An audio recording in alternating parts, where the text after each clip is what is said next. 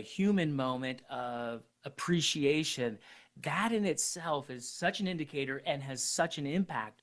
Greg Hawkes is a workplace culture strategist and author of the forthcoming book, Act Like an Owner. Greg, happy holidays. Thank you so much. Happy holidays to you. And dear listener, what was your reaction when he raised the specter of senior management singing karaoke? Let me recast that thought. How about senior management joining with you in holiday song? I think it sounds better the second way. Our executive producer is Nancy Fargali. Our digital team includes Antoinette Brock, Emily McCune, and Dylan Mietnin. Our engineers are Rachel Breeze and Tessa Block. In Los Angeles, I'm David Brancaccio. It's the Marketplace Morning Report. From APM, American Public Media.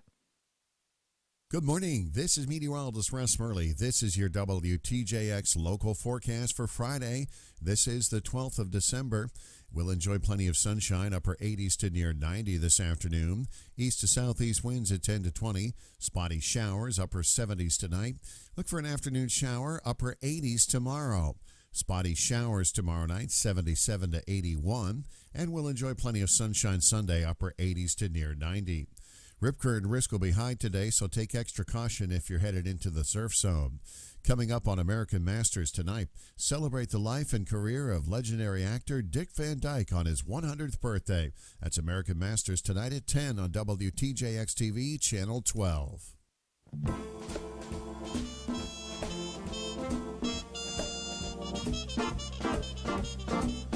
WTJX 93.1 Charlotte Amalia, your NPR station in the Virgin Islands.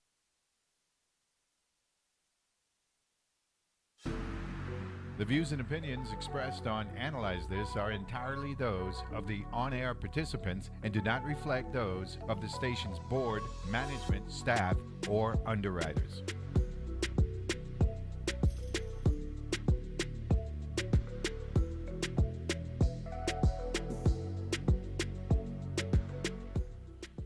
And good Friday morning, and welcome to another edition, end of the week edition of Analyze This here on your NPR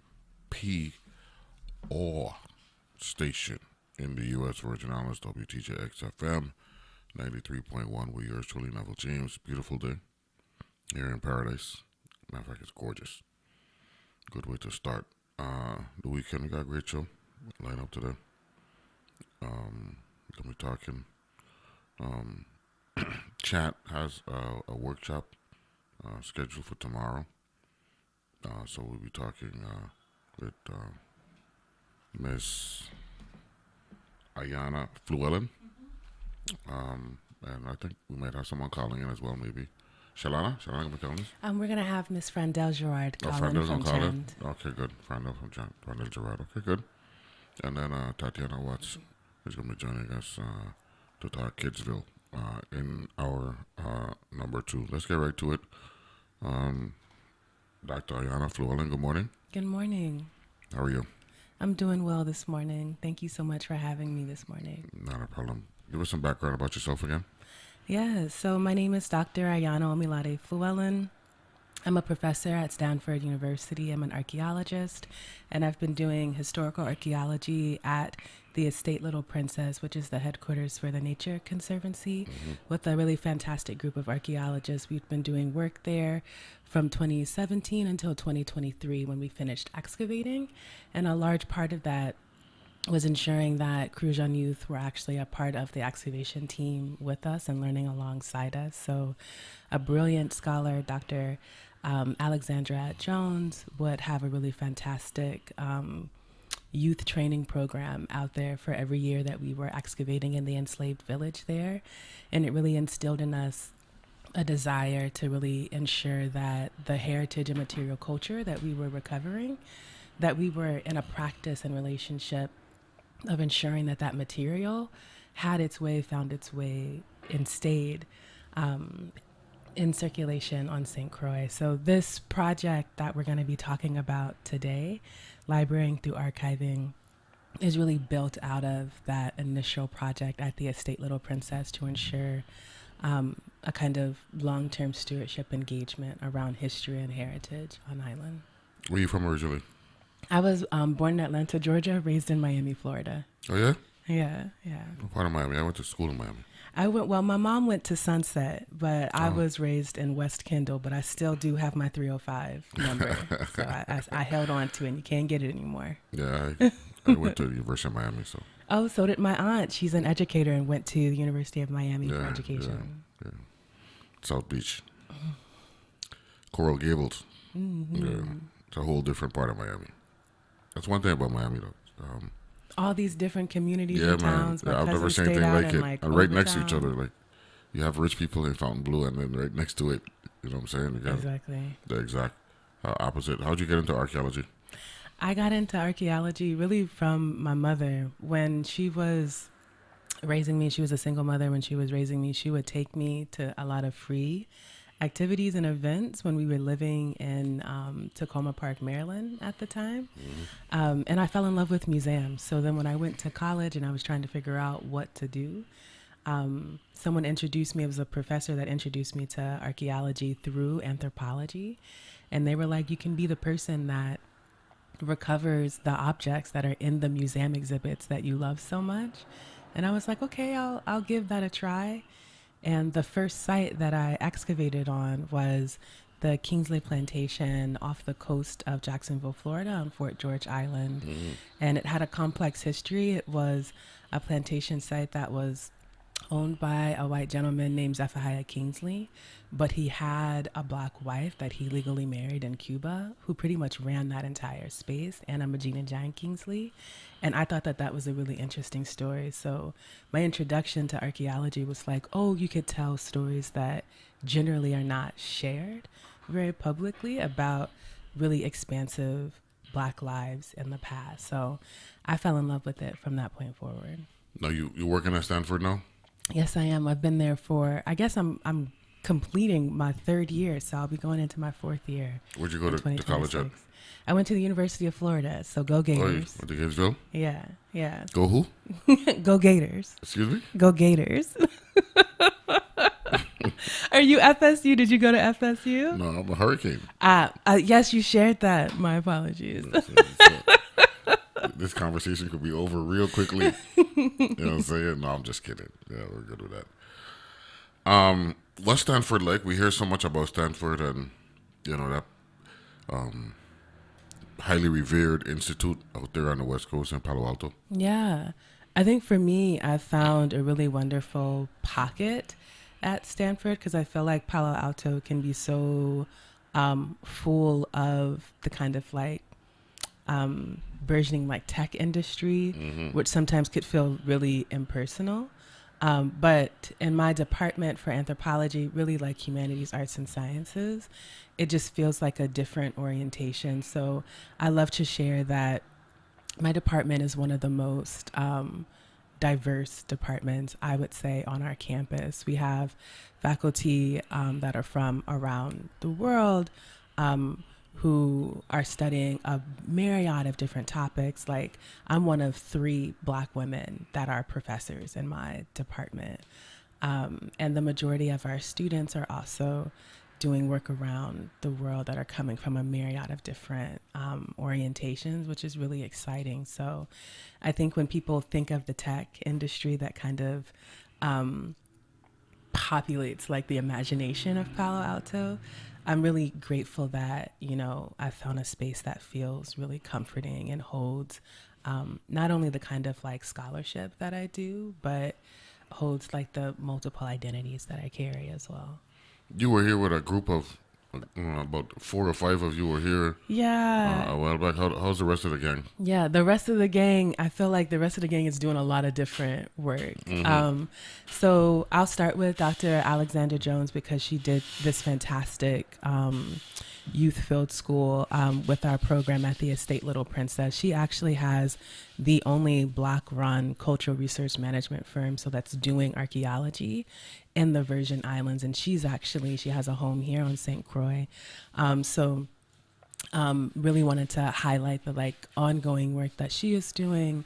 And then Dr. William White, who is a professor at the University of California, Berkeley, just completed a ethnographic overview with the National Park Service that really situated on ensuring community stakeholders had a space in NPS's strategic plan moving forward. So they completed that, I want to say, at the start of the year. And he's still on island, or back and forth on island, doing work around heritage. And then there's Dr. Justin Donovan, who co-created the Estate Little Princess project with me. And he's now actually doing work on like the Black Star Line and thinking about the kind of legacy of Garvey, but looking specifically for the ships that Garvey had.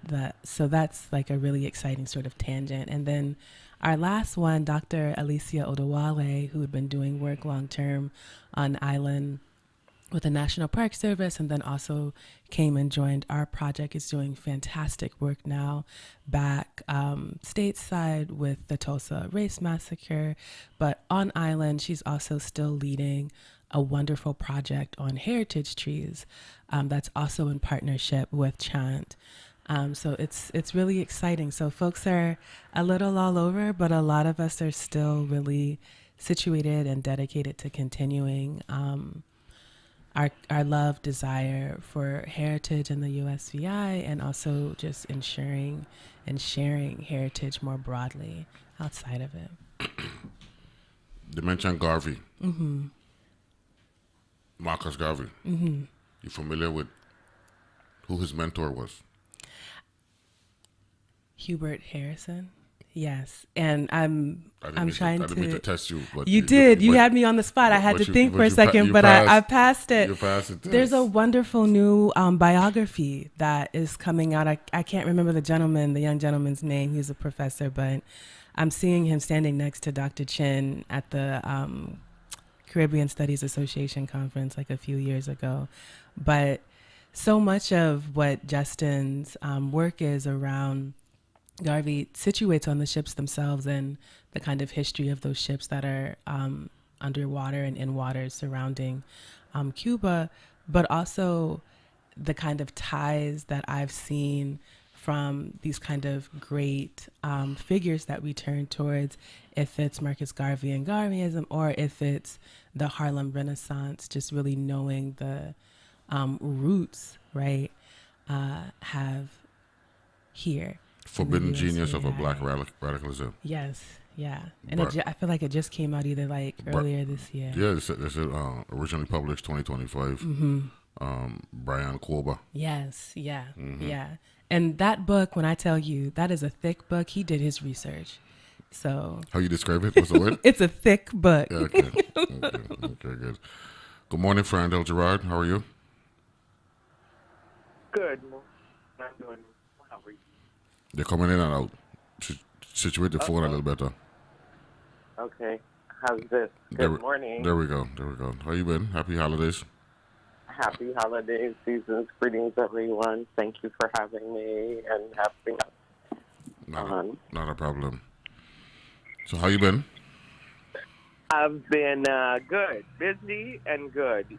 And just really thrilled to be able to work with Dr. Fluellen and on this amazing project and maintain our relationship with the Society of Black Archeologists and all the wonderful people you're talking about. So it's been good.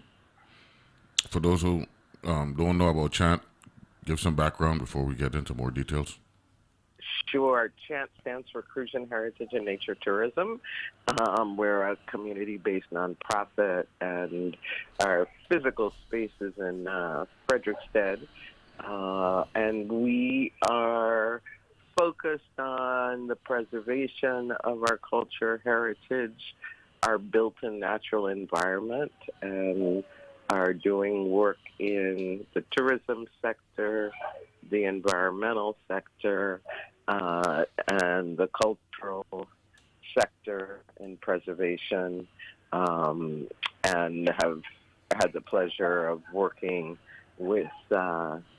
Fluellen with the Little Princess Project, the National Park Project with Dr. White, the Black Heritage Tree Project with Dr. Odowale and Dr. Donovan, and really engaging our youth as much as possible in both historic preservation and environmental preservation.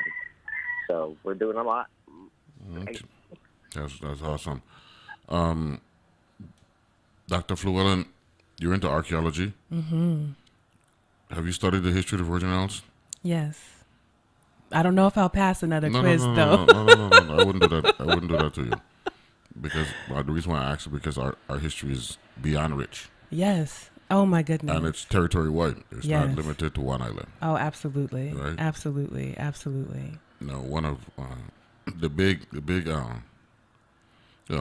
big, one of the most revered historical events took place on St. John, the 1733 rebellion, revolt, which actually, opened up a lot of the same type of actions throughout the Caribbean. Yeah. Right? We also had here on St. Croix emancipation in 1848. We had our fire burn, right? And 30 years later, in 1878. On this show, I learned about the coal ladies in St. Thomas. And those beautiful historic images. Yeah, standing up for, wanting more money, rightfully, that they had earned. What's it like, living on the mainland and then coming to the Caribbean and realizing that we have all this history, all these stories to be told, and we need for those stories to be told as accurately as possible. Yeah, absolutely. So I'm someone who, I have deep roots in the U.S. South. My family goes back to the 1850s in Texas. So for a while, the work that I was doing was around that rich family history and heritage that's in the South. And my first book project really is going to be centering on that work. And what I have found doing work down here on St. Croix and in the U.S. Virgin Islands is really just how expansive Black diasporic histories can be.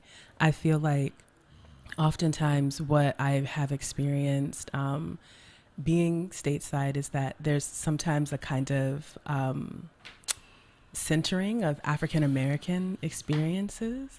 And when you grow up in the South, there's a particular the Black U.S. South could be the world. But then when you come to the Caribbean, for me, I was the Caribbean is the world.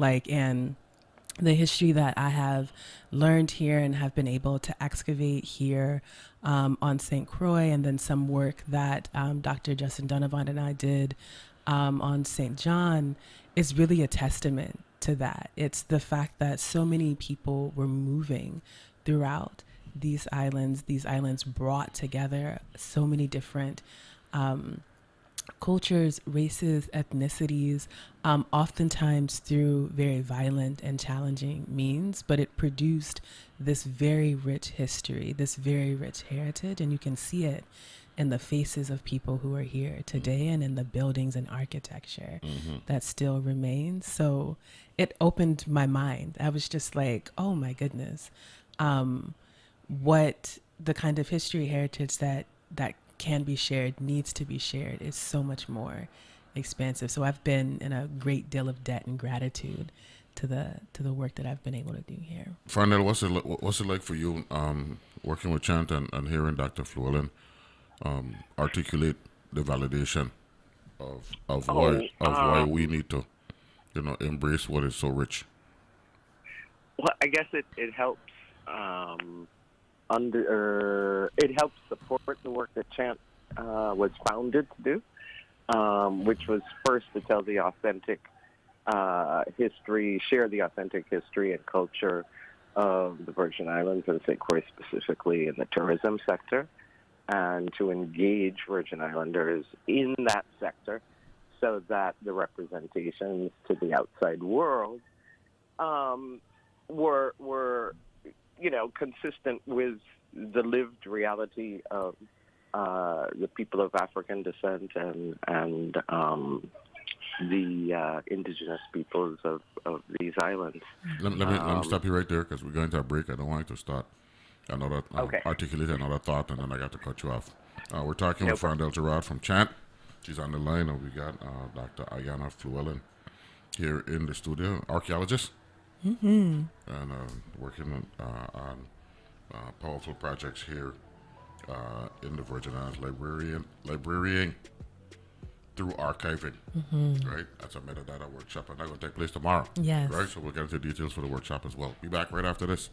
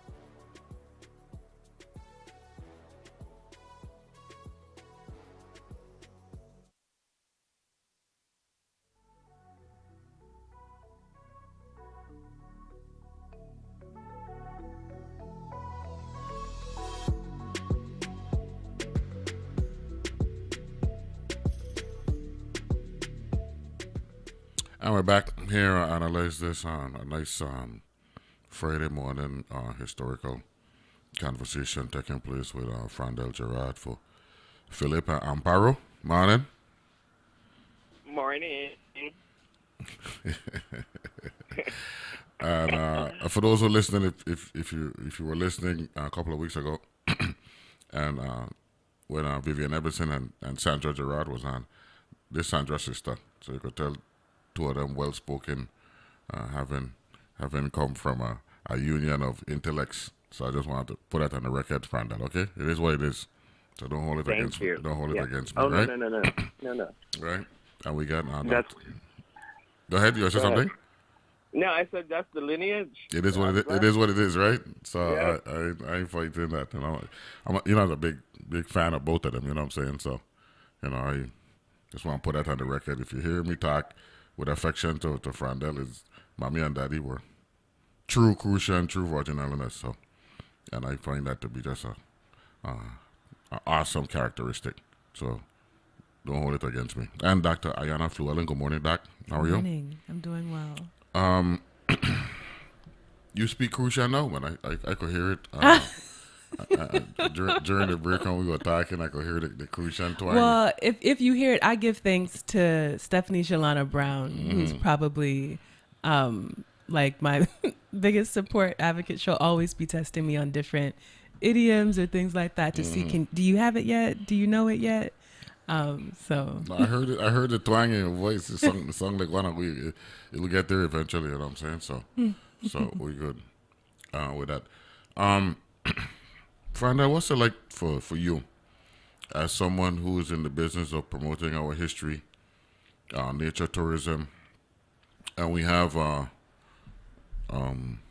educators like Dr. Fluellen coming to the territory, and a part of what you do is educating them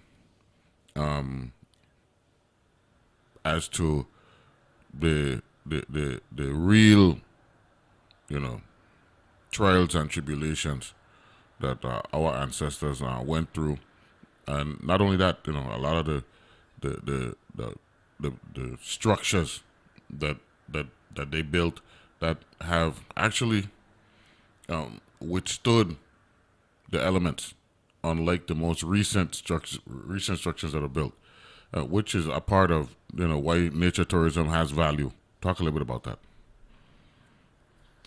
Oh, goodness. That's a lot, but I'm going to keep it short. It is an honor to be able to work with the scholars that have been drawn to St. Croix specifically and the Virgin Islands and the region, because they come with a quest for knowledge, and they come looking to engage with the people, and especially with our youth. And for us, it's always been really, really critical that we can inform people, but more importantly, help especially the younger people. I mean, because sometimes the older people, we're stuck. Embrace their history and understand where they come from, and help them engage in activities that, normally in our society, how many Black archaeologists do we get to deal with on a regular basis? And for CHANT, I think this began in 2018 or so, and students and members of the SBA helped CHANT with the project that we're doing in Freegut in Frederiksted. And our young people have been able to participate in actual archaeological digs and finding artifacts in the backyard of number 38 Hospital Street in Frederiksted that tells an incredible story about this little vernacular house where free Black people lived since 1777. And that story of a lack of resources, and how terrible things were, and you suddenly pull things out of the ground and you see the incredible woodworking and a variety of pottery and the chaining and the metal work, and you kind of go, wait a minute, who were these people? What were they doing in this yard? And you get a sense of the kind of life that folks lived. We've got a young man who worked with another member of the society, Gabrielle Miller, who's with the Smithsonian now, and got so excited about the whole process of documenting what these resources are, and the process that the archaeologists use to document the life that was lived 100, 150, 200 years ago in our neighborhoods. So I think it's just wonderful to work with. I call them young because, they're the age of my children.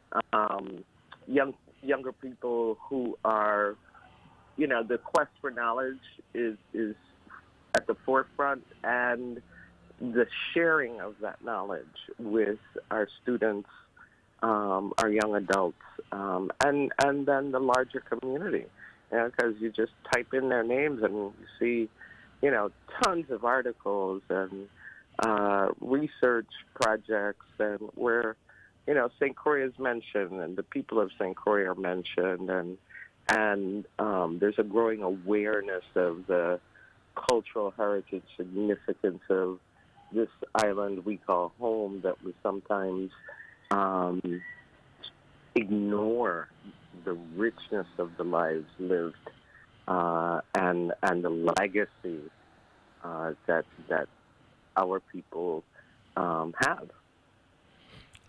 By definition, what is archaeology?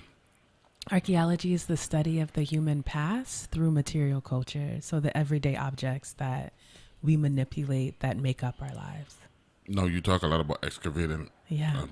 Break that down for the audience about, what you're looking for and findings and all that stuff. Yeah, absolutely. So at the Estate Little Princess, at the Estate Little Princess, where the Nature Conservancy currently resides, we were excavating in the enslaved village area. So we literally had the privilege and honor of excavating in the homes that formerly enslaved Crucians lived in and built home in. So we're actually digging into the ground. You just spoke Crucian again just now. We're digging. Thank you. We're digging into the ground and into the soil, and pulling out the fragments of the plates that they ate off of. We're pulling out beads that they would have strung together for necklaces and jewelry. We're pulling out utensils that they would have eaten off of. We're able to recover the building material that was used to create their homes, thinking about the kind of mining of shallow coral reefs that were used to produce building material. So we're able to really, as Ms. Frendel was talking about, share how even under dire constraints that people were living really full lives and were in community with each other in really beautiful ways. So it's really been a fantastic experience, just being able to share in real time with the kind of tangibility of it. You can hold it in your hands, the kind of history that is right underneath our feet every single day. And that, for here, that you can really feel that here, because every time it rains, you have fragments of history that come up from the soil, so it's just been a privilege, like I said, a privilege and an honor. Why, because you're a professor now. Yes. Is archaeology a high school class now, or so why are we waiting to teach archaeology post high school and not at the high school level, or incorporate that in our history curriculum? I definitely think that it needs to be, especially in the USVI, where you have so much history, like I said, in the ground beneath us and the buildings that surround people daily.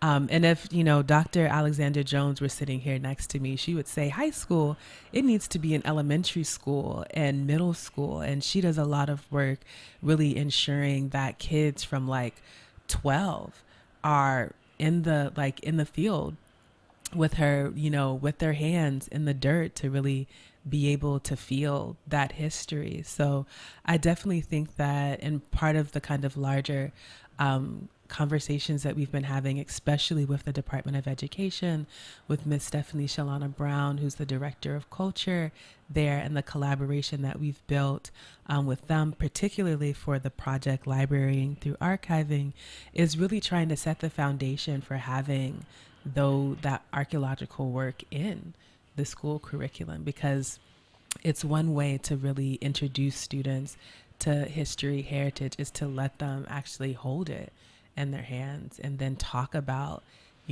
all the narratives, all the stories that a plate can tell, that a bottle can tell, that a bead can tell, that fragments of a porcelain doll could tell. So yeah, I think it's extremely important.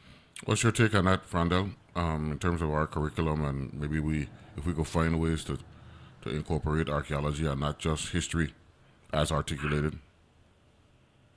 Oh, I think it's critical that we incorporate it, and I think that we do it inadvertently. You know, when we take young children to the museums or to the libraries when they're open, that they see the artifacts that have come out of the ground here that have been documented. And the project at Estate Little Princess, where the youth is, I can't even think of how many youth every summer, especially the youth that participated in the Caribbean Center for Boys and Girls summer program, were able to participate and learn the fundamentals, not just of archaeology, but then it's tied to their history and it's tied to the culture. So there's a way to do it and to integrate it very easily, and I think that one of the things Stephanie Chalana Brown has been doing is, creating curriculum, creating class projects that are available on the Department of Education's website for teachers to use. So it's how do we embrace what people are doing and what's being shared, make sure that the teachers know that the resources are there, and then create the space in the system to allow for the teachers to use those resources on a daily basis. VI history isn't in a textbook. It's a lived history. It's a vibrant history that needs to be incorporated in the day-to-day, learning environment that our children are in. And I think it makes it more interesting for the children when they can connect what they're learning in a classroom to then being able to go out in the field and do something, or go to a museum and say, oh, I know about this. So I think it's important that, one of the things that hasn't come up yet is, not only is Stephanie Chalana Brown working on this project, but Saida Carter at Educational Complex, she's working on the project and engaging the young people. One of my listeners wanted to know, what's your take on Indiana Jones? Indiana Jones was ripping and running and destroying history and heritage to get riches. Mm-hmm. So for my intro to archaeology classes, I do always ask, do we know Indiana Jones? Because it's the first thing that comes to mind for folks. And then I say, that is not what we do. But at least we have an entryway, you know? Right. Harrison Ford, right? Yes. Right. So we're going to save the last segment for the workshop, right? We're going to get into that. Long term, where do we go? Yeah. Where do we go in terms of archaeology here in the territory? Yeah, absolutely. Just building on the brilliance that Ms. Frendel shared, I also just want to add that some of this work, it's the responsibility of archaeologists. I know that a lot of work has been done around how archives have been taken off island. There's brilliant work by Jeanette Bastion that talks really deeply about how, the archives from the USVI, they're in Denmark, they're in the United States. Some of them are here at WIM and also at the Government House. So just thinking about how a lot of the historical documents have been taken off, I think it's really critical to also, share that archaeologists that tend to do work on this island are removing artifacts as well. And even for the Estate Little Princess right now, they're being stewarded at Stanford University's campus in my archaeology lab, with the idea that we're actually going to be building out teaching collections that bring them back here and put objects in classroom spaces, hopefully in library spaces. So that's our long term. So will there be a symbiotic deal with Stanford and University of Virgin Islands? Are we looking at I would love to see that. And our project has been in deep collaboration with Dr. Shinzira at the University of the Virgin Islands with the Caribbean Culture Center to try and make that possible. Well, since she's a crucial, you could say UVA. Yes. Okay, and we go with that. We'll take a final break, come back, and we'll talk about tomorrow's workshop and the future of archaeology in the Virgin Islands going forward. Be back right after this.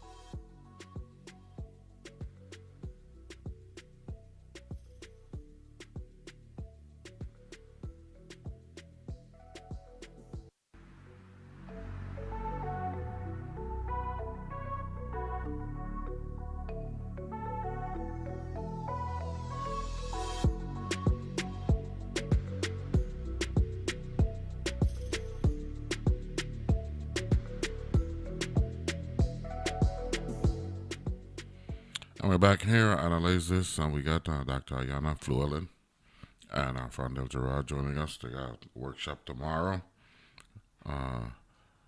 Librarian through archiving.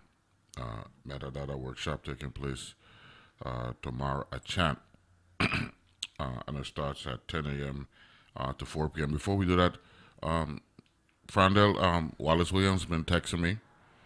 Of course, you know, Wallace been one we know for, I guess, about 50 years, or maybe a little bit longer. Worked at the Florence Williams Library. He said the 70s and the 80s particularly were archaeologically, make sure I pronounce that correctly, active. The government of the Virgin Islands established the Bureau of Libraries Museum, Archaeological Services, and the action if I'm familiar with this and the publications, what have you. Are you familiar with that, Frandel? Yes. Good morning, Wallace. So good to talk to you. I mean, we had people like Wallace Williams, and I'm going to forget names, but, you know, I think Gerard Emanuel, where Gerard actually went to Denmark and learned Danish so that he could dig into the archives and do translations. And one of the critical pieces, and I think it leads into the workshop discussion, is how do we save that documentation? How do we preserve all of the work that's been done, from the 70s and 80s and going forward? And what is the responsibility of, our libraries and our archives to preserve and make accessible this information? Between hurricanes and, and just lack of good stewardship, we're losing a lot of data and information, and that's what we need to make sure as a community we are able to require or assist in preserving and bringing forward all of the amazing work that's been done and is being done by Virgin Islanders, for Virgin Islanders. So, yes. Thank you, Wallace. Well, he's a regular contributor, and I appreciate Wallace. He's originally from Louisville, and he's been here since the 70s, I believe. And of course, everybody knows Louisville for Kentucky Derby and all that stuff, right? But one of the great African Americans, great black men, Muhammad Ali, is from Louisville. Back then, he was Cassius Clay. That was his original name. So we got a soft spot, and he actually visited St. Croix after he won. I didn't know that. Yeah, he was good with a couple of guys, my dad and Raymond Moorhead. So he had promised them, because in the 60s, when he won the championship, when he won the title, that was a segregated Florida. So all people of color had to stay at one hotel. So that's how they met each other. So he had promised them. He said, "When I win, that's how he was, braggadocious, and I'm the greatest all day." So he said, "When I win the title, I'm gonna come to the Virgin Islands." He actually came here. I love that. Press conference. We had a hotel. Remember St. Croix by the Sea, Frandel? Of course. Yeah, had a press conference over there by St. Croix by the Sea, and Muhammad Ali was a great guy. And then after he got stripped of his title, and he was making a comeback, he won the case to the Supreme Court. He had an exhibition fight here, right up there at DC Canada Ballpark. Wow. We call it Parade Ground, So we've been fortunate, So we got a lot of history. So it's well, I mean, you look outside, you could see why people would want to come here anyway. Oh, absolutely. You know what I'm saying? This is heaven. So we're with that. So you excited about the workshop for tomorrow? I am. No, it's a chant down at the Custom House. That's the Oscar Henry Custom House, Frandel? No, we're on Custom House Street. Custom House Street. We're the block between King and Queen. Okay. Okay. And across from the old, across from the giant K-pop tree, Yeah. Next to Miss Steinman's house. Yeah. Okay. Yeah. Okay. You need to come visit us. Okay, yeah, I should. I need to.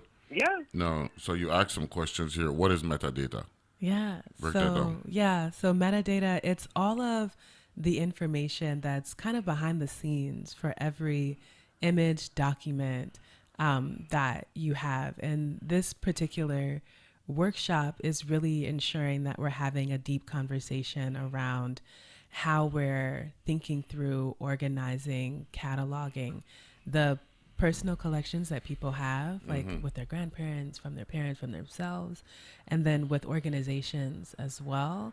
And then adding metadata into that, like really thinking about what are the kind of background keywords, contexts that need to be added to our images, to our documents that allow future generations to understand the importance of this document. So the workshop itself is part of a larger series that we've been doing since the summer of this year. This is the third one, and it's really for everyone on island that has personal archives, right? So the historic photographs that you or your parents, your grandparents have held on to, the funeral records that folks have held on to that we've seen people bring to this, to these workshops, the historic videos that people also have.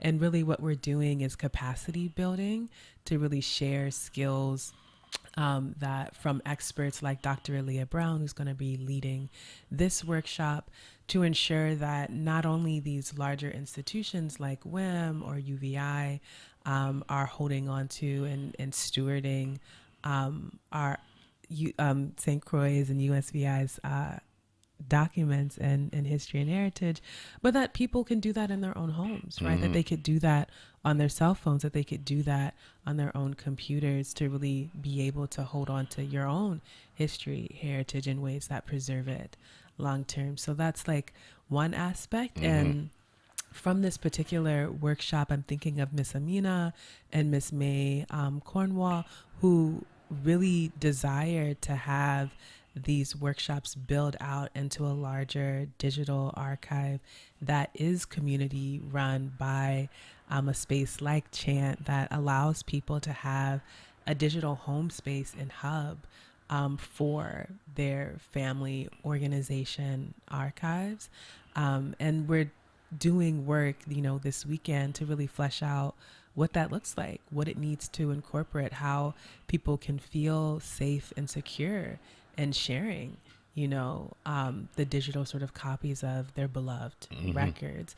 And then also with librarians and teachers, how such a resource could be helpful, useful in classroom spaces as well. So the workshop, it's trying to do a lot around, different aspects of archiving, but we really do invite everyone that is curious about how to better steward your own personal collections. And especially because the first part of it is for organizations. And this is a desire that came from Stephanie Chalana Brown. She was like, so many organizations, both historic and present, and on St. Croix, they use a lot of social media spaces as the kind of hub for all of their images, photos, things like that. Dr. Aleia Brown is really good at emphasizing how those spaces, the proprietary ownership of your documents then resides with Instagram, with Meta, So what does it mean to actually build out the infrastructure for organizations to also hold on to your flyers, hold on to your photographs, hold on to the newspaper articles that are talking about the rich work that you're doing, so that 20 years, 30 years, 100 years from now, we're able to see that, right? And that our descendants are able to witness that greatness. Frandel, I've heard twice in the discussion, Dr. Fluellen say WIM, right? No, we know it to be WIM Great House. What is it about articulating the distinction there, Frandel, to you? Because, she refers to it at WIM. Should we kind of force her to say at WIM Great House, or is at WIM sufficient? At WIM is sufficient because we know it. It's colloquial and we know it. It's really the Landmark Society Library and Archive. Yeah. And we're fortunate that over decades, Landmark has created a space and become a repository for a lot of family and individual collections, and they've put incredible resources into making it searchable and available to Virgin Islanders. So it's WIM is the place. We know what she's saying. And Landmark Society is the institution that has in spite of incredible challenges, still maintained that library and archive space. And it's one of the few that is it's available. It's only 2 days a week, but you can get in and you can get there. Excuse me, I'm in Frederiksted and the dogs go crazy with the sirens. I don't hear the cock crowing in the background, so don't worry about that. We're good. So it's and one of the things that CHANT, Amina Salim is our chair and one of the founders of CHANT, and May Adams Cornwall. Out of this is coming a conversation about digital space. How do we create a digital space where lots and lots of resources are available and under the control of Virgin Islanders? And two, how do we think, in the future about a physical archival space that is secure and properly managed and available as a research center, because we have archival and archaeological resources that have been extracted from these islands. The reality is, if we wanted them repatriated, where would they come to? We don't have adequate facilities and resources to steward those. Question for one of my listeners. Can the workshop be accessed digitally? Zoom or Teams? Hope so. Doesn't seem that way. So unfortunately, this weekend, we don't have a digital option for participants to join in. But what we can do is it going to be recorded? It will be recorded. Stephanie Chalana Brown is going to be there doing a recording of it. And then we can also make the slides that Dr. Aleia Brown shares during the workshop available as well. Okay, so you'll see it a little bit later. That won't be a part of it. You excited about tomorrow? Oh my goodness, yes. Yeah. I mean, it's been, I think, like I said, it's been a part of a series that we've put together, and the series itself has grown out of desires and wants from participants that have shown up at previous ones. So every time that we gather together, what comes out of it for the next workshop is exactly what people want and need. So it's designed to be interactive in that way, that it's constantly wanting to build on the skills that people on island are asking for. Okay. Yeah. Well, always nice talking with you. Yeah, thanks so much. Oh, and there's going to be good food there as well. So. That's my, So you had better. Yeah. So good food, good conversation. KFC right around the car. I can't do that. That's it. No. You got a local cuisine, Frandel. Okay. So. Yeah. So it'll be a good time. Good food, good conversation, and then it's always amazing because people will then start sharing about their history. Right. Yeah. They'll share their photographs. So it's always a great time. That's good.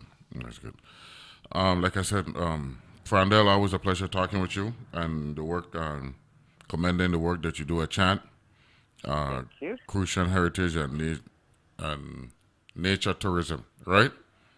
Yes. Okay, CHANT, right? Thank you. We appreciate it. Without a doubt. And it's a second go around, Dr. Llewellyn. As a history major, this moves me, so I'm good with this, and thank you very much for doing what you do and appreciating our Crucian history, Virgin Islands history, culture, what have you. Needs to be preserved, protected, and made available for public consumption. Absolutely. I'm honored and grateful for the invitation to share more with you, and that I keep getting the invitation to come back and to stay as well. I don't take it for granted. Without a doubt. That's Dr. Tatianna Llewellyn. I know everybody know the word. A very popular name here is Llewellyn. You know what I'm saying? So when I see the F, I'll be like, wow, that's creative. I like that.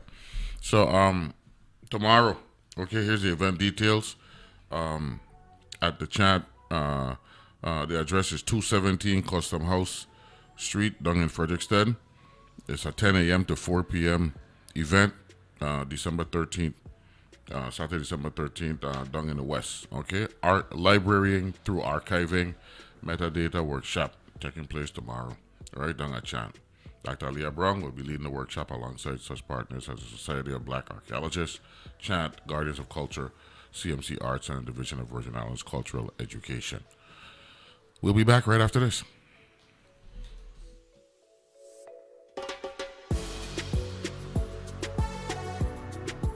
The views and opinions expressed on Analyze This are entirely those of the on-air participants and do not reflect those of the station's board, management, staff, or underwriters.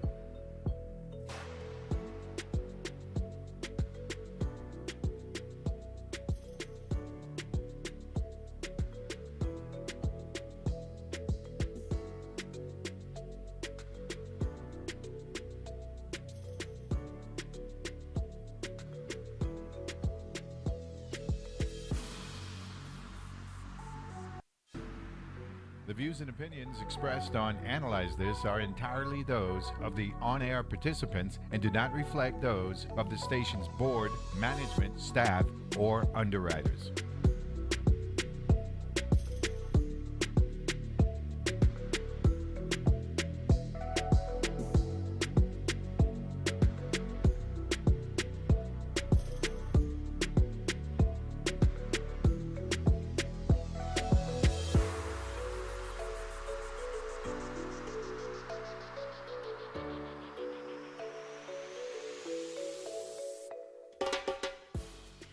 And we're back here on Analyze This. I want to thank Dr. Tatianna Watts for joining us. They got the workshop tomorrow at CHANT, right? Librarying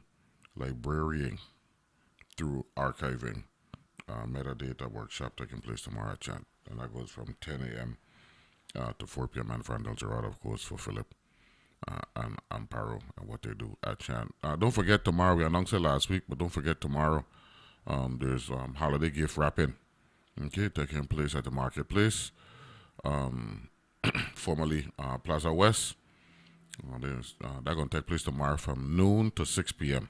Okay, let our expert wrappers of the Dave Edwards Jr. Foundation wrap your special gifts with beautiful bows, festive paper, and creative flair, making your presents the talk of the holiday season. You can call the L's at 340-277-6892. If you have any questions. Okay, that's taking place tomorrow at the market, right? 12 p.m. to 6 p.m. I'm going to try and announce this again before the end of the show, Saturday, December 13th. And if you want to email them, right, Dave Edwards Foundation, just like I said it, right? Dave, D-A-V-E, Edwards, E-D-W-A-R-D-S, Foundation, F-O-U-N-D-A-T-I-O-N, at gmail.com, Dave Edwards Foundation. Okay, so they got a gift wrapping taking place tomorrow. down at the marketplace down in the west. So if you head down to the to the session down at CHANT, that ends at 4, so you still got some time on your way up Christiansted. Just stay on Center Line Road and head up to the marketplace. They're gonna be there till 6. All right, so tomorrow's a very popular day. I think tomorrow's about Butcher, right? As well. So very popular. Our second Saturday in December. It's going to be very packed. Oh yeah. Because the Navy ship is in. Yeah. So vendors was definitely recommended to stock up. There we go. There we go. Pull that microphone a little closer there. Oh, my apologies. As well. Kidsville. Good morning, ladies. Introduce yourself to the audience, if you will. Good morning. Good morning. I'm Ellie Hirsch from the Children's Museum of St. Croix, Good. and I'm happy to be partnering. Right. Hi, I am Wesker One, and I am the creator and organizer of Kidsville. There we go. And another person that's not here that's part of our organization is Bianca. She's the nonprofit of the Butterfly Effect, and she has been doing downtown Christmas for over a decade. Okay. So, Kidsville. Talk about the history. So it first manifested as an idea on Facebook, something I wanted tourism to actually do in the village as a free event for the children, just to parents to come and enjoy the night, and they didn't have to pay a penny for rides or food or any of those things. And because of manifesting it on Facebook, they reached out to me. They gave me an opportunity. I had 3 days to plan. I was even on island, and I was able to get that taken care of, and it was a blast. So we went from being from the village to having it for Tart Wars to then doing a Christmas one last year with Bianca for the first time. Did another one for Tart Wars, and it has been a hit because it's all about the children. It's great to see them interact with each other, explore about culture, no technology. I don't see no phones or iPad in hand, so it's always a blast. I'm a huge fan of the Children's Museum, and being able to work with St. Croix Children's Museum on this is just amazing in their new, hopefully permanent resident in Carlton. So, yeah. Ellie? Yeah, so what we started in 2017 is just a pop-up, and popping up at community events all over the island, and we've popped up at Kidsville, yeah. as well as the Botanical Gardens and the Fort and Lambert Park and Machu Chow. I mean, we've popped up all over, but now we continue to pop up, but in smaller ways. Our biggest pop-up is always Ag Fair, and will continue to be our biggest because that gives us the most exposure, and people are looking for us. But now we have our own place, and hopefully in the next month or so we will own it. So we're hoping. We've been approved for a loan from the RT Park, and right now we're renting to own. And so we have 4.5 acres, and we are partnering. I'm really thrilled that we're partnering with Kidsville and with the Butterfly Effect to provide something really special for kids this holiday season. Mm-hmm. So, yeah, so it's been exciting. Ellie's kind of modest. She's also Mrs. Claus. I think he knows that. Oh, okay. No, I'd rather be an elf, because to me, Mrs. Claus is very frumpy, and an elf can be fun, you know. So, and she shares yeah. out books and so forth, and it's you definitely leave lasting memories, because my children can remember receiving the books in the park in West. Oh, wow. Yeah. Yeah, I collect gently used books and give them away. So I've given away over 26,000 books, and I used to be afraid that I wouldn't have any left, but now I just say, take what you want, because the more I give, the more I get. It's just like, it's amazing how that works. Yeah. So it's fun to give away books. What's the end game for Kidsville? What's the sustainable goal long term? Long term, eventually I would like to have a summer program and probably a weekend program where I can have children learn about different parts of the Virgin Islands, whether it's sports, whether it's anything to do with academics. My 4 foundations is conflict resolution, financial literacy, philanthropy, and civics. That is something that I would like to create a program. If anybody ever want to partner on something like that, please reach out to me, because that's the long-term goal when it comes to Kidsville. Not just being 2 events a year, but something sustainable every month for the children to be able to enjoy. Based on what you've experienced, what's the biggest need for what you're in them nowadays? Someone, I think it was Theron Thomas from Rock City, he put a question up and he says, what is the major thing that we need in the Virgin Islands as change? And I said, if we started with the children at least, and those four things I mentioned, and teaching them within the school, I think within 15 to 20 years, you'll see a huge difference in the Virgin Islands with the kids being able to understand the importance of philanthropy and giving back to their community and doing things in a healthy way, like content creating, but showcasing culture, making sure to tell our community members about recycling. I think those little things will make a huge difference in the Virgin Islands, and that's something within our control. One of my not because we're talking about it in the first hour, but one of my desires, Ellie, is for the library to be reincorporated as a part of the growth experience for our children. Right? I know we're in a cell phone era, technology dominating just about everything, but there is something about the discipline when you open a library door and you step inside, where you have to, conform yourself to the setting. You know what I'm saying? What about that? I think libraries are always important in any community as a hub for learning and for those kinds of experiences you're talking about. I think it's Turn on that mic. Turn the mic down to take up a little bit direct in it. There you go. Okay. I think it's a critical. It's going up on its own, so that's not your fault. Go ahead. Okay. I think that they're a critical force within the community.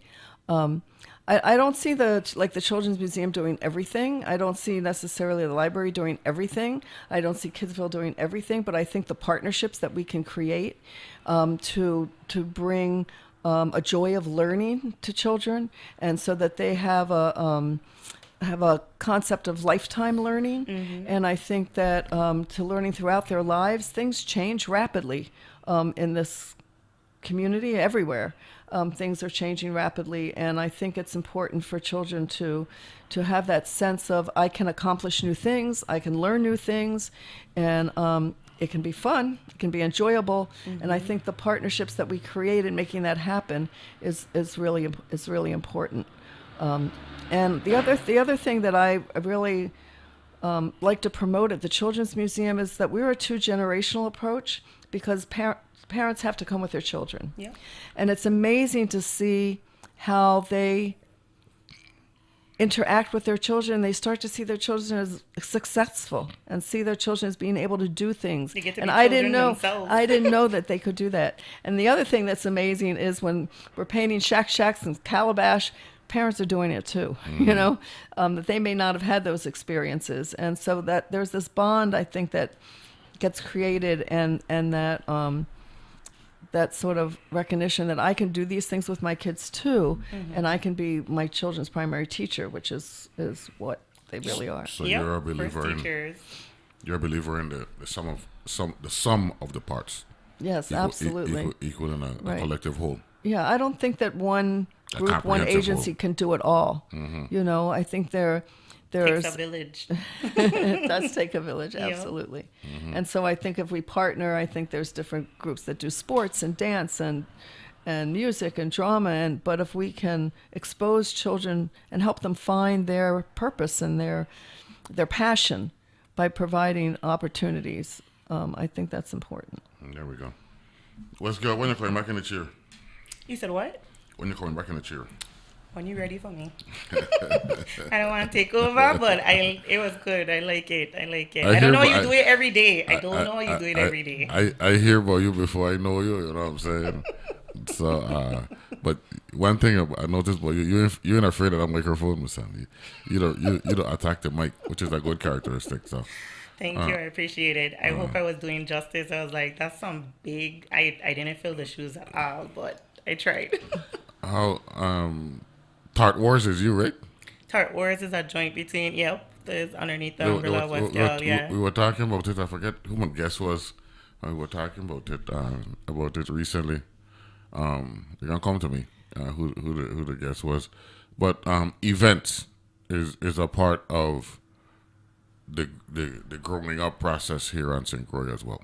You know, when we were growing up, there were different things that we look forward to. You know what I'm saying? Like the event that's just one of many events. Right? You had a soup sale at one time, a soup competition at one point. Well, no, that's actually by House of Printing. Yeah. I help with the children's section and help with marketing for her. But Moses, she's actually gonna come on eventually to talk about it because that's next week on the 21st. But yep, the Soup Fest is becoming one of those staples. Pate festival. People my age group is now doing festivals, and it's beautiful to see everybody taking part. And well, the reason why I bring it up is because growing up as a child here on St. Croix, way back when, of course, you know what I'm saying.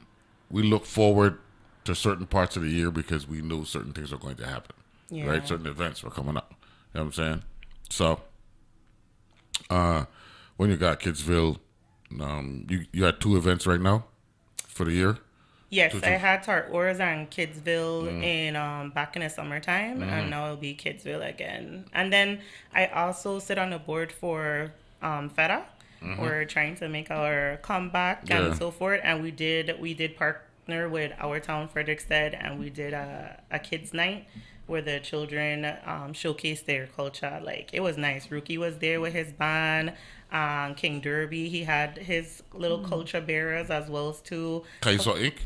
Yeah. Kaiso Inc., right? Yep. And then Claudio Marco, they finally have their music program back up. So it's beautiful. And that thing that you mentioned about the library, it really touched me because growing up in Frederiksted, that was my safe place. I get to read books and enjoy myself. So anywhere I used to travel with my children, because it was a military family, the library was the first thing I visit because it tells me everything about the community. So I agree with you. The library is definitely a staple.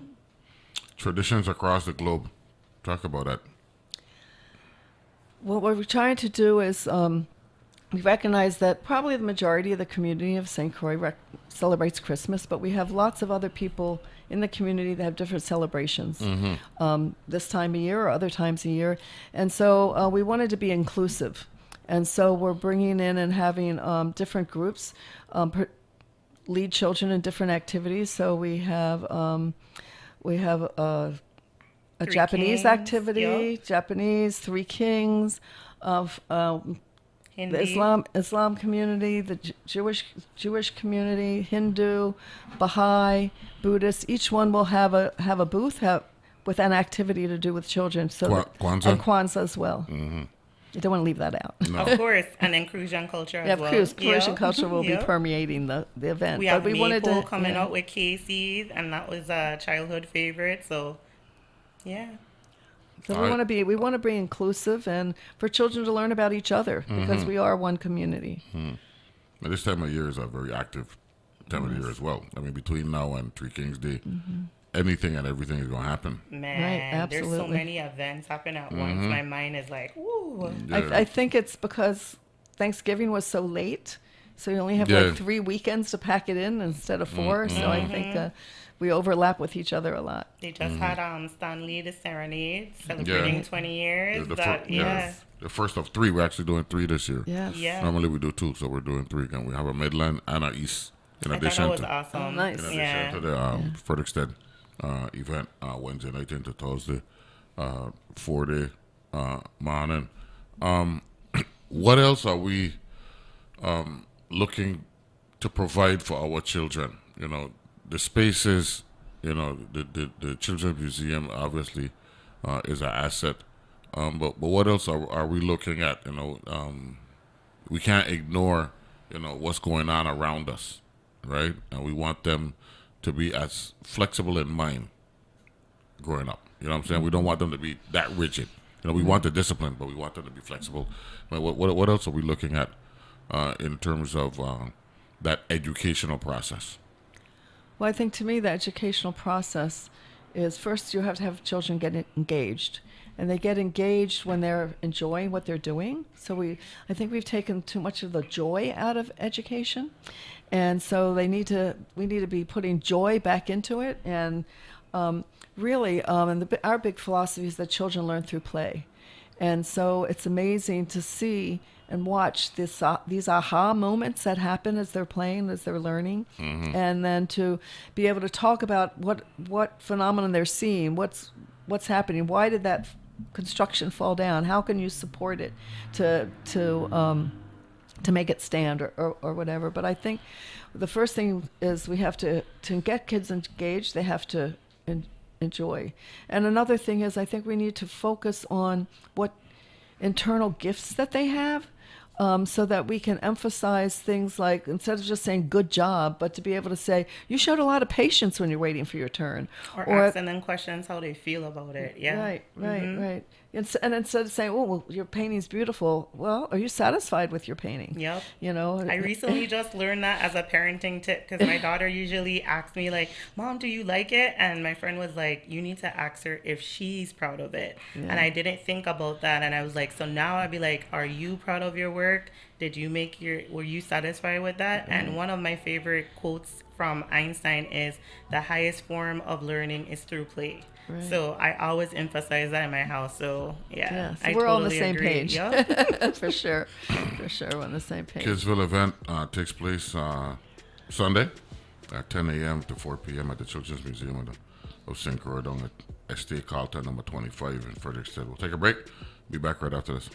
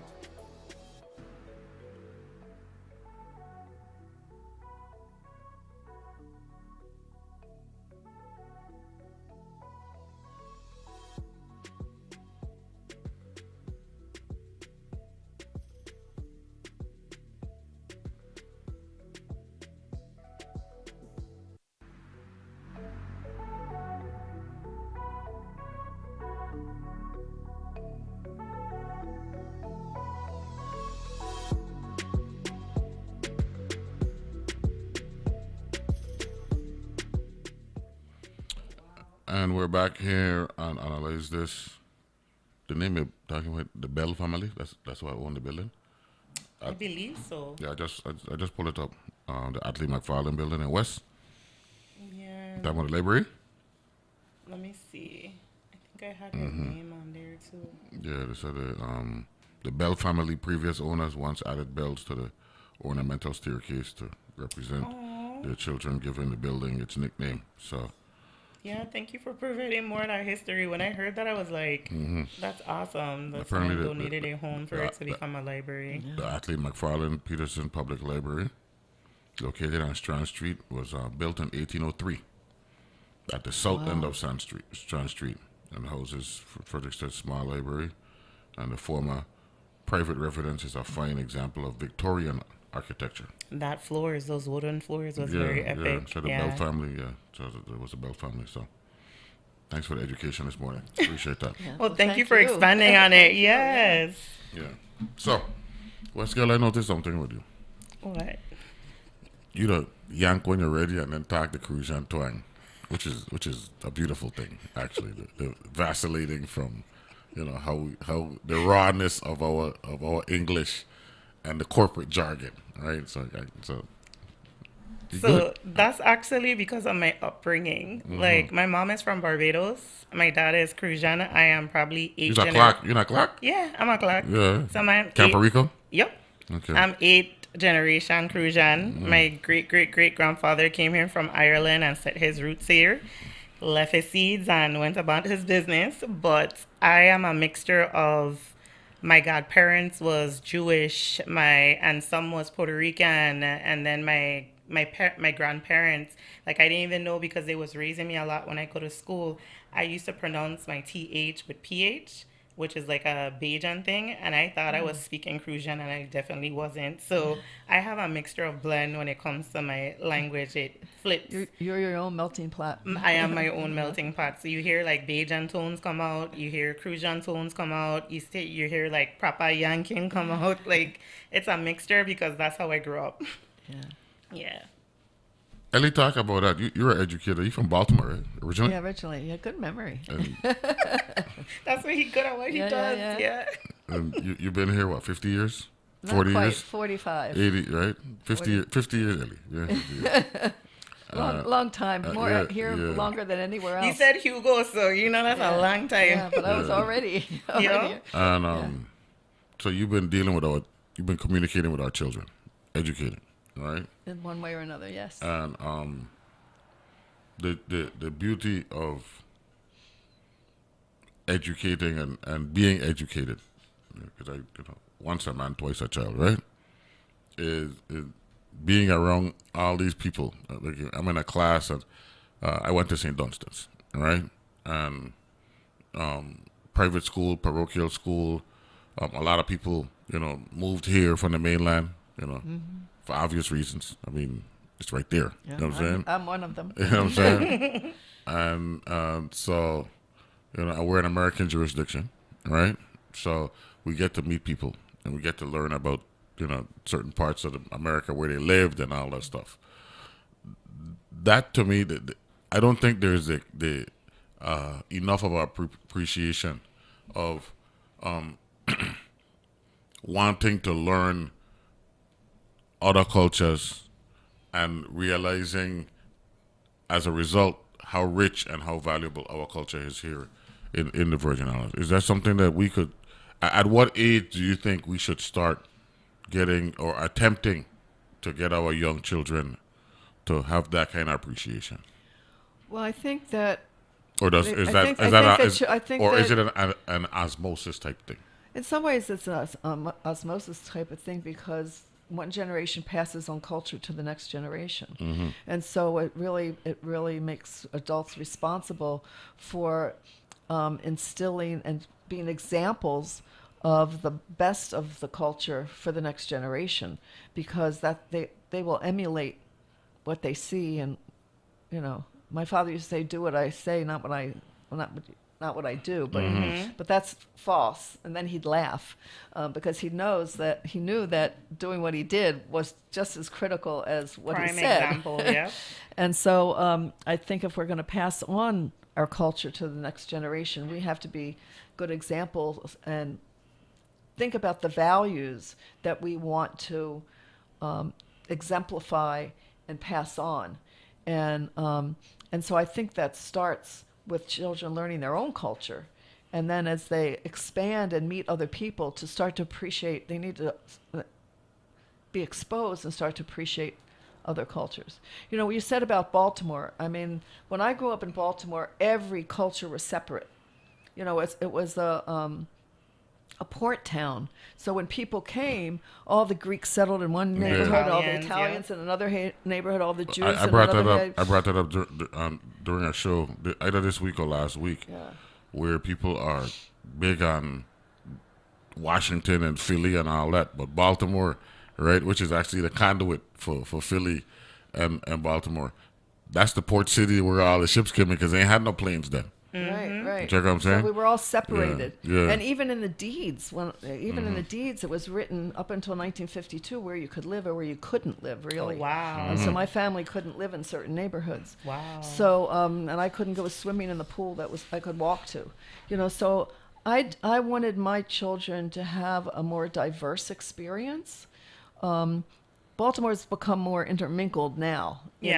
When I see my nieces and nephews, they have more diverse friends and whatnot. And a lot of Virgin Islanders went to Morgan State. Yes. You know what I'm saying? Yeah. Oh, the Morgan, yes. DMV area, like Yeah, all yeah, that. yeah. Well, you're right. That's a little Yeah. Virgin Islands over there. Without a doubt, Yes. Virginia, Yeah. D.C., Maryland, that whole area is educational mecca. All those universities, American, Catholic, GW. My sister graduated from GW, I did my Georgetown. graduate work at GW. Georgetown, yeah, Georgetown. Howard, of course, obviously. Right. Oh, yeah. Arguably the most popular Yeah. university in America out for Virgin Islanders. You know what I'm Right. saying? So, all But about I think exposure creates more tolerance, and not just tolerance, but acceptance. I think that when people are isolated, they tend to create views without knowledge, about people. I mean, when you think about the biases and prejudices in the United States, it's often with people who really don't see people that are different. They take on what they see in the media or what somebody else said or whatnot. Sheep but behavior. That's what I call it. What's that? I call it sheep behavior. Right. Yeah. Whereas if people, the cities tend to be more liberal because they've had, as far as being able to accept people of different cultures, because they've been exposed and they realize the richness, and they've been exposed to to the diversity. Children are not born to hate. They're innocent. They're taught those things. So, Absolutely. Yeah. how old you been, man?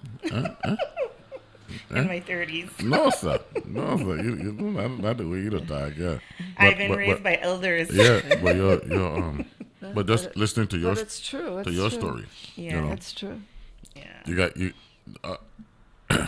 We were talking about Stanley was here for Sunny and 10 Sleepless Nights, and we were talking about his story because he was born in Vieques, right? And that's our next thing, that the public may not be aware of, or that we knew of, where there was a time when our population on St. Croix was easily 35-40% Yeah.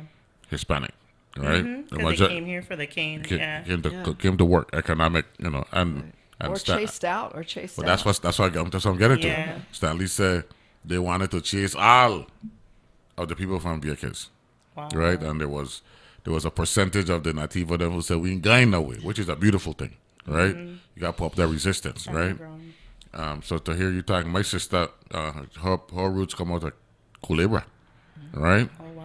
So the stories that we could, get I think we missed out on maybe a generation or two of our young people, getting them to understand the importance of culture, right? So maybe that could be one of our missions going forward, right? Of course. Definitely. I say definitely. Yeah, Definitely. you And know. people are already doing the work. Chalana Brown Yeah. is one of them. Casey is one of them.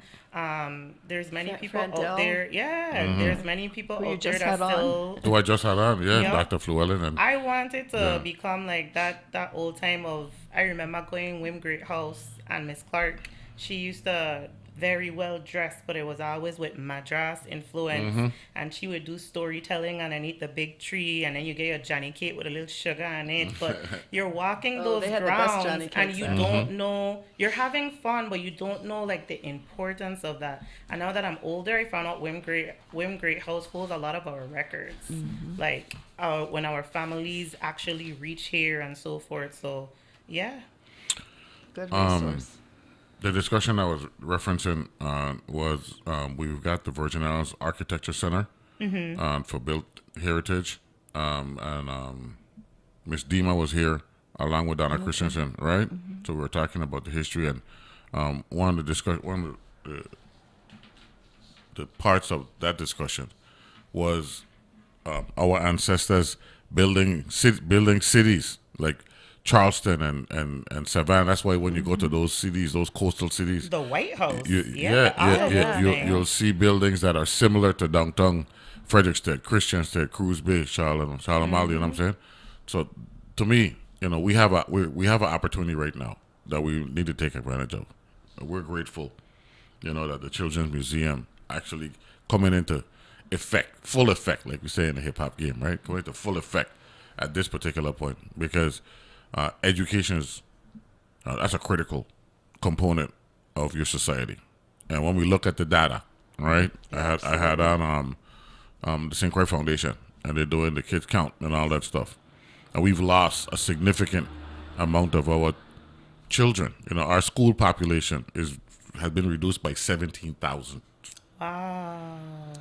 Of the 20,000 Right. reduction in our Particularly population. particularly after Hurricane, Provenza, Right. pandemic, right? Yeah, that 85% that of that combination, of that 20,000 person reduction in our population.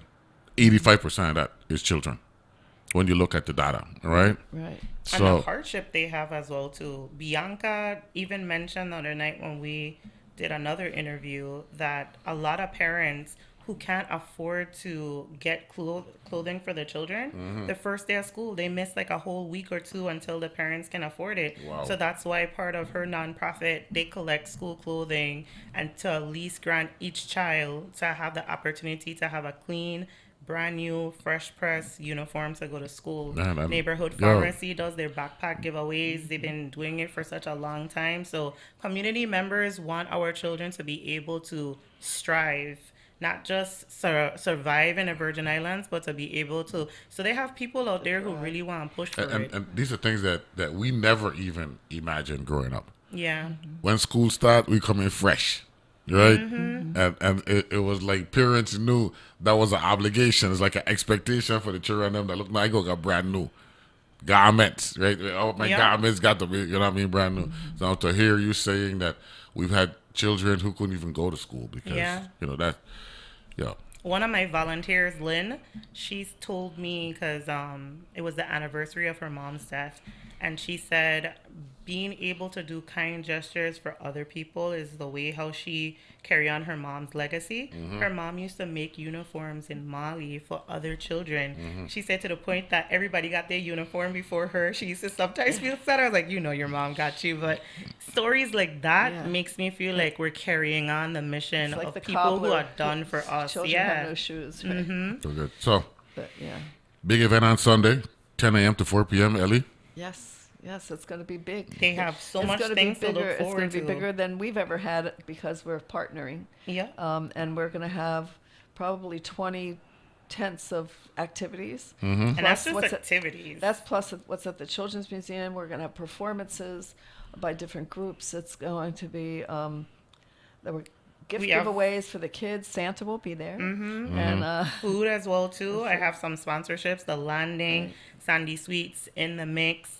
Stop and Shop, CC1, those are all individuals who be able to sponsor. Karen McGregor, she's going to do some butter cookies, so they're going to have a mix of, little cultural stuff in between there. And then we have yoga session, we have quadrille performance and Maple by Casey.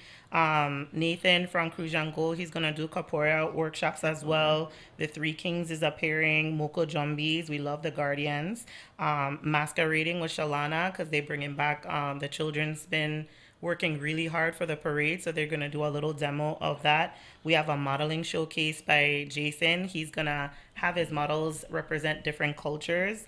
And then we have the SLT Legacy Majorettes performance. And of course, Santa is always a highlight, a photo booth, so they can have those memories. So I always get excited for Kidsville because I'm a big kid myself. Yes. So it's definitely I don't think I've stopped playing. Me either. I think that's the whole point. Maybe that's why I do this. It doesn't feel like work. It feels like fun. Right. Ellie, you did the right thing by linking up with Kidsville. Absolutely, I think so. What let- happened let- was let- we let's- wanted to do when we were doing at the botanical gardens. We were doing their Christmas spoken here and setting up multiple tents there, and they decided to change what they were doing, and what they're doing is beautiful. I mean, I went the other night, and it's all lit up, and it's absolutely beautiful. But now that we have our own space, I thought, well, we need to do something in our own space. And initially, I just called Kidsville, and I said, West Gal, and I said, I don't want to conflict with your date. I want to make sure we don't conflict. And then as we got talking, we said, hey, why don't we just do this together? And so it just evolved from there, and it's been a wonderful journey, and I think it'll culminate on Sunday.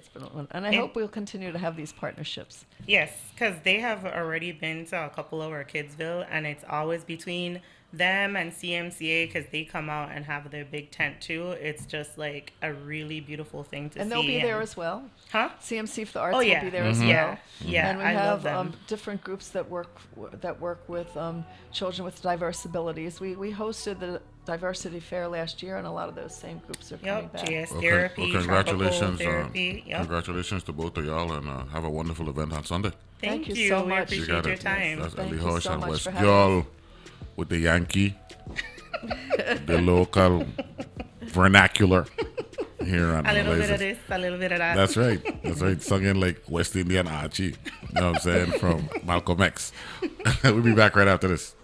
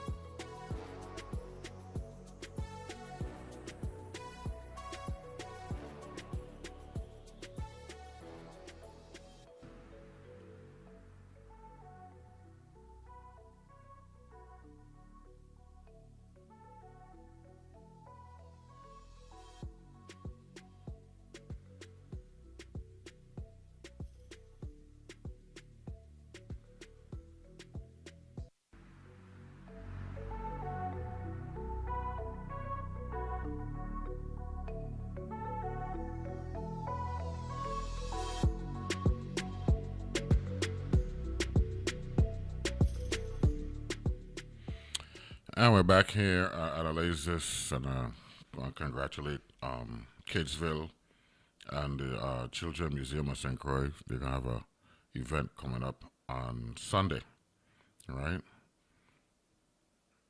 10 to 4 p.m. down at the Children's Museum of St. Croix, down at Estate Carlton, 25 Estate Carlton. So, a lot of activities to go on, down festive crafts, all that stuff. So good. Don't forget a free event taking place at the marketplace, right? The market, actually, formerly Plaza West. Gift wrapping taking place from 12 to 6 p.m. tomorrow, right? The David Woods Foundation, okay? And they got expert gift wrappers.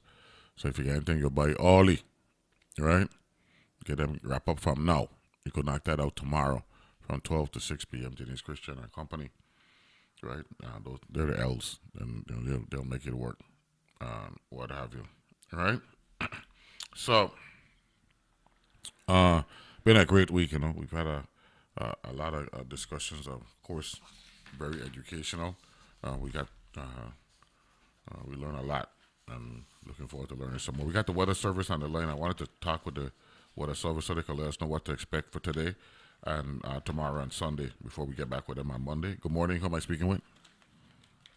Good morning. This is Manuel Ramos. Manuel, how are you? I'm good. How are you all? I'm doing well. We got beautiful weather up here. Is it going to remain this way for the weekend? At least for today, yeah. We have a patch of dry air over the area that's currently affecting us and displaced the isolated showers that occurred during the night and overnight and early morning hours. So yeah, at least for today, we should have generally fair weather. Although a bit breezy in some areas, several stations in St. Croix and St. Thomas and St. John report winds of 15, 17 miles per hour with gusts even higher up to 21 miles per hour. But in general, it should be dry with only a few isolated showers either in the vicinity of the islands or moving over there, but nothing to ruin any plans per se. It'll be different tomorrow, though, as we'll have a small disturbance and a patch of moisture moving over the islands. So tomorrow can be a bit more variable to locally showery, and then drying up again on Sunday. So that drier patches of drier air and patches of a bit more moist air moving in, steered by east-southeast winds. And the most notable patch of moisture arriving tomorrow, basically. So tomorrow would be where we expect those higher chances of passing showers. So we'll have some showers on Saturday and Sunday, but for the most part, good weather? Yeah, especially on Saturday, the showers. The showers on Saturday. Sunday should be more clear than Saturday? Yeah, at least with what we're seeing right now. Because it all depends on those patches of moist and dry air that move in. Okay. Can we get a marine advisory for our boaters and our beachgoers quickly before I let you go? Yeah, we have, I'm going to mention this first, the coastal statement. We have a high risk of rip currents for St. Thomas and St. John, especially those northern beaches, and moderate risk of rip currents for St. Croix. And marine-wide, we have a small craft advisory out for all the Atlantic waters and in your case, the Anegada Passage. For the nearshore Atlantic waters, at least from the islands up for St. Thomas, St. John, up to 10 nautical miles, it should that advisory should be canceled later tonight. But for the offshore Atlantic waters, 10 nautical miles northward, it'll continue up to at least Sunday afternoon. So if anyone plans a trip over there, then should have those precautions. Manuel Ramos, thank you very much. Enjoy the weekend and felicidades. You too. Thank you. You got it. That's Manuel Ramos from the Weather Service. So looking at a kind of mixed weekend, maybe some rain tomorrow, but today's going to be nice and Sunday's going to be better than what Saturday is going to be. I want to wrap up the week with a quick discussion of some developments yesterday. That's why I got Dwayne Henry calling, and Willa Totain should be joining us on the next line. Good morning, Counselor. How are you? Good morning, Senator. I'm doing well. How you doing? I'm doing good. First of all, we heard where the president... Good. We said what? You caught me at the right time. I just stepped. Okay, yeah. Well, sometimes timing is everything, so we appreciate that. The President Trump pardoned I think her name is Tina Peters or something like that, a lady in Colorado, who is serving a state sentence, and everyone is saying he knows that he can't pardon her, but yet he's doing it anyway. Clearly. Clearly. That doesn't mean anything. That piece of paper means absolutely nothing. And then the argument we're hearing now is that they're looking forward to taking this to the Supreme Court. I mean, what's this all about? It's so absurd. When you see in a document the term United States, for instance, suit against the United States or the United States, it always refers to the federal government. It does not refer to the individual states. So, for instance, when they say you can file a suit against the USA, it doesn't mean you can file a suit against all 50 states. It means you can file a suit against the federal government. Mm-hmm. Therefore, when you say crimes against the United States, you're talking about federal crimes. Mm-hmm. The pardon authority clearly says that the president can pardon someone for crimes against the United States. And it's not about the individual states. So this probably won't even get the legal traction that they're looking for. This is clearly what we call a 12b6. There's not a case here. There's no legal basis for this, mm-hmm. and then it will be considered a frivolous lawsuit. So this is dismissed before it even gets to a judge. So this is the clerk of the court can even dismiss this because this is stupidness. So this is more cosmetic than anything else. Yes, this is going nowhere fast. Okay, good. There will be there may not even be a hearing. All the as soon as somebody, and I don't know does she get standing to file? Who's gonna file the suit? Mm-hmm. Mm-hmm. But wouldn't it have to be? Wouldn't it have to be in this case the federal government against the state of Colorado? Yes, and it would have to be. But is the federal government being harmed? Do they have standing? That's excellent. You know what I'm saying? Yeah. That's a premise. That's a premise. That's a premise for actually filing a lawsuit. Yeah. Yes, you have to have standing. Usually, individuals and stuff, you usually have to identify that you have been harmed.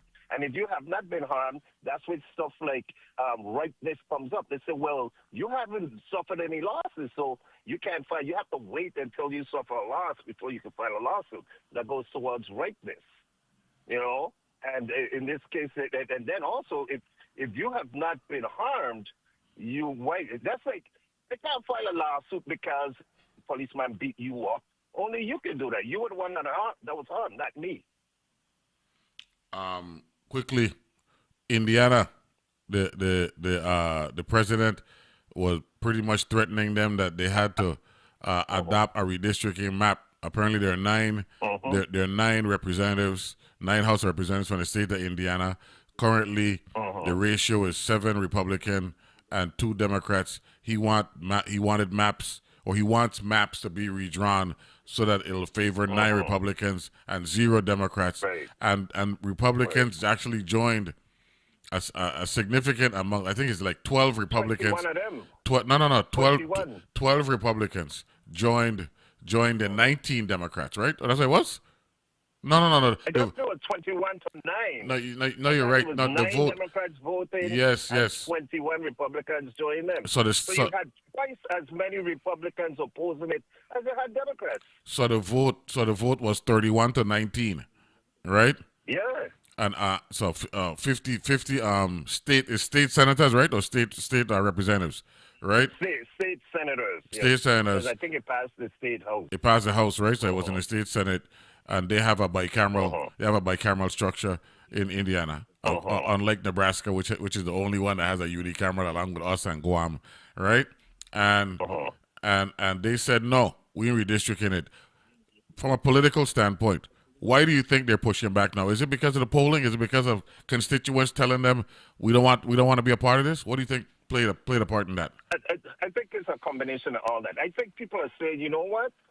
That we finally see that the president is brittle, and they're finally understanding that he's basically a lame duck president. and they're saying, well, people are just standing up. I always tell people that it's not everybody that supported Trump is crazy, but half of them aren't crazy. But the other half are fully sane people, but they have their own particular reasons for supporting him. They call it the special interest side of his base. And once they, like, for instance, some Republicans that like him because they got the tax cuts, they don't want anything else from him. They've already got their tax cuts. So you're going to see people in the House like the Freedom Caucus and stuff that are beginning to abandon him on certain issues, like the Epstein issue, because they've already got their big, beautiful bill. So now you're going to see people saying, we're not going along with the craziness. But that begs this question: what is it in the big beautiful bill outside of the tax cuts, from a policy standpoint, that going to change what's going on in Main Street and in the rural and suburban areas where a majority of the voters there? Because all I know about is tax cuts, which is supposedly we're getting rid of our healthcare obligations to pay for the tax cuts. But from a policy standpoint, what's going to happen in 2026 that's going to change the terrain from where it is now? I don't see it. Well, like I said, there's a lot of politicians and donors and stuff that are actually just one-issue people. They don't care about anything else because they're doing good. They could care less. All they want is a tax cut to make sure they continue to do good and do even better. They don't care if the economy tanks and stuff because they could afford to survive. They really don't care.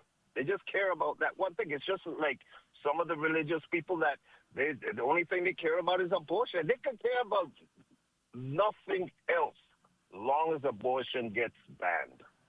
And unfortunately, the people like that, and they come in together in the worst way, like electing a president like this president, that might be good people otherwise, but that one issue thing.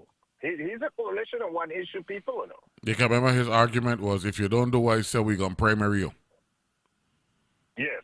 Now, but now they don't care. No, but now, let me ask this question. Do you think the election results of Tuesday, where they redrew districts in Georgia, and as a result, a seat was flipped in Georgia, do you think that had any influence on what took place in Indiana yesterday? Absolutely, I think that emboldened them. Wow. To do what they did. People are saying, look, that's what when I first said, people are seeing how brittle this president is.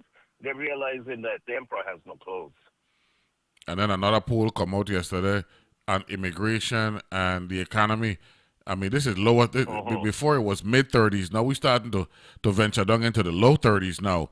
That's scary for our president. And you don't want that for the country. That the country really feeling, look, now we don't have any. I mean, once your country getting into 32 and 31% of them feeling the economy really ain't gonna get no better. We can't just look at the poll and say, well, that means that's bad politically. We got to ask a question, what does that mean socially? Because if people thinking this way, that's going to impact behavior. It does, absolutely. Because, it's all about the psychology of the consumer. You make on paper, it looks good, but if you don't feel like you're doing good, you're not going to spend, you're not going to do this, you're not going to do that. So it's all about the psychology of the consumer and, in this case, the voters. The sociological impact, we keep taking that for granted, and afterward, when something bad happens, we ain't paying enough attention to mental illness and all kind of thing. If you address those issues or look at the negative potentials up front, then you could be in a better position to deal with what might happen down the road. But you can't just ignore it. That's crazy. No, sir. No, but Neville, that is I've been saying, and I say it every time I come on with you, that this is craziness. We are not dealing with rationality or reality with this. I mean, everything is crazy. Everything. Kyle Fleming had mentioned that earlier this year, and he said, look, we don't really have a problem with policies and all that stuff, but the confusion, the craziness, you check, is because you don't know from a directional standpoint what to do, what to expect, and that type of uncertainty is what begs some questions and all that stuff. Hey, thanks a lot. Enjoy the weekend, man. first. You too. Okay, Take care. good. That's Dwayne Henry, and he gonna be back on Monday with the table talk. We didn't get Willard on this morning, but he be part of the discussion on Monday. Look, Asbot Potter gonna be a part of the table talk on Monday, so listen in. Because remember, Stanley and the 10 Sleepless Nights going St. Thomas, right? Christmas morning, okay? So they're gonna be a part of the discussion with Dr. Cole, Rocky, Willard, and Dwayne Henry. Okay, so enjoy the weekend. Be good and be safe. Talk to you then, God willing.